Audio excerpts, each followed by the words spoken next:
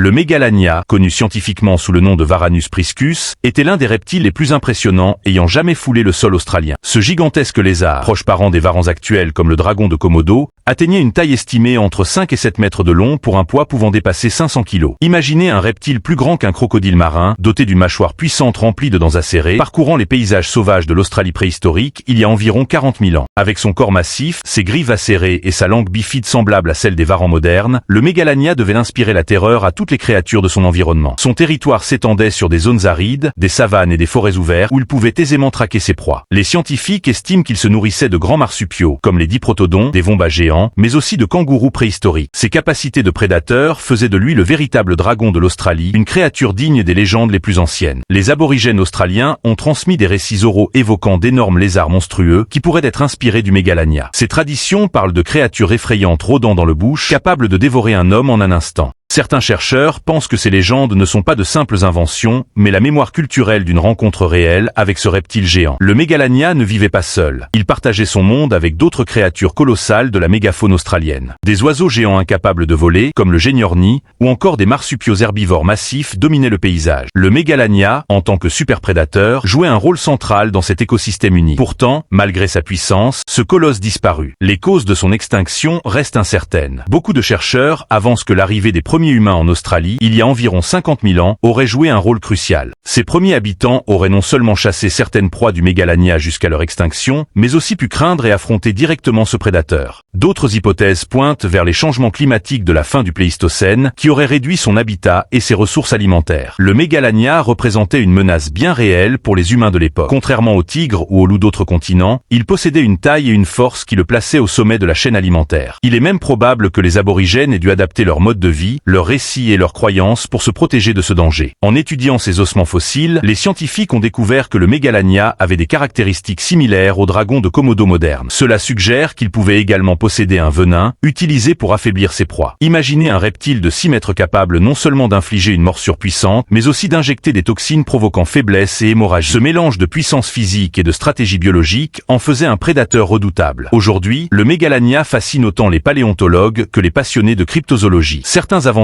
et chercheurs amateurs affirment que des lézards géants rôdent encore dans les régions reculées du bush australien. Bien qu'aucune preuve scientifique solide n'existe, ces récits témoignent de l'impact durable de cette créature dans l'imaginaire collectif. Les fossiles, quant à eux, nous rappellent qu'il s'agissait d'un animal bien réel, une pièce maîtresse d'un monde perdu. Sa disparition illustre une fois de plus la fragilité des équilibres écologiques et la vitesse à laquelle même les prédateurs les plus puissants peuvent s'éteindre lorsque leur environnement change trop rapidement. Le Mégalania incarne l'idée du dragon, non pas en tant que mythe mais en tant que réalité biologique. Il est le symbole de la frontière entre science et légende, entre mémoire humaine et histoire naturelle. Son souvenir nous invite à réfléchir sur notre propre rapport à la nature et sur la manière dont nous cohabitons avec les prédateurs d'aujourd'hui. En contemplant ce géant disparu, on se rend compte que la Terre a connu des époques où des créatures incroyables dominaient les terres. Le Mégalania n'est pas seulement un fossile figé dans le temps, c'est un rappel vivant de la puissance brute de l'évolution, une créature qui continue de nourrir nos peurs, nos légendes et notre fascination pour l'inconnu.